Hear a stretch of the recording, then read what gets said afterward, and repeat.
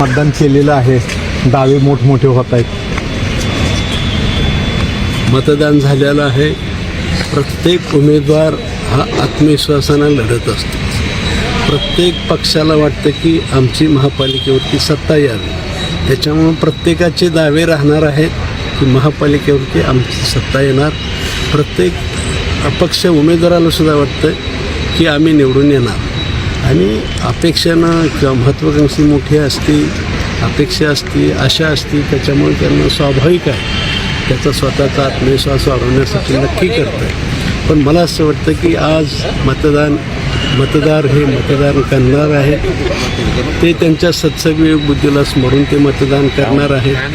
आणि जो रिझल्ट येणार आहे तो सगळ्यांनी उद्या स्वीकारायचा आहे. ते झालं, पण भाजपचे आपण आमदार आहात, भाजपचे नेते आहात मोठे, काय वाटतं याच्याबद्दल? काय करताय? आता देशात सत्ता आहे, राज्यात सत्ता आहे, महापालिकेत का नाही? किती जागा येतील?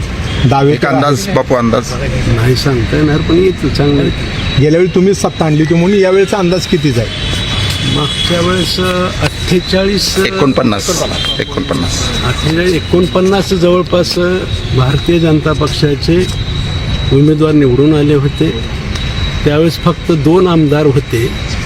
आता 3 आमदार असल्यामुळं जास्त येतील अशी आशा आहे. आणि ज्या पद्धतीने आपले महायुतीतले सहकारीच आपल्या विरोधात आहेत, कसं बघताय? काय त्या एकत्रित युती झाली असती तर फायदा झाला असता? अजून तेवढं ज्ञान मला नाही, वरचं एवढं कळत नाही मला. अहो, इथलं स्थानिक युती आपली इथली काय ते त्या वरनंच ते तसं ठरलं, त्याला आपण काय करणार?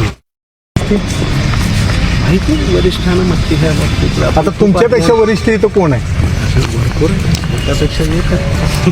पालकमंत्र्याबद्दलची नाराजी आहे ती समोर येते. काय माहीत नाही, अंदाज करणं तुमची- कठीण. मला राजकारणात फार कळत नसल्यामुळं अंदाज येत नाही मला.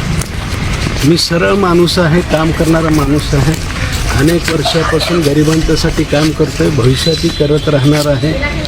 मी वारंवार म्हणतो मला ओरिजिनल राजकारणी नाही मी, आणि त्याच्यामुळं मला राजकारणचं मत नाही. मला त्यातलं कळत नाही वरिष्ठ काय निर्णय घेतात आणि त्यांच्या दृष्टीने तो बरोबर असतो.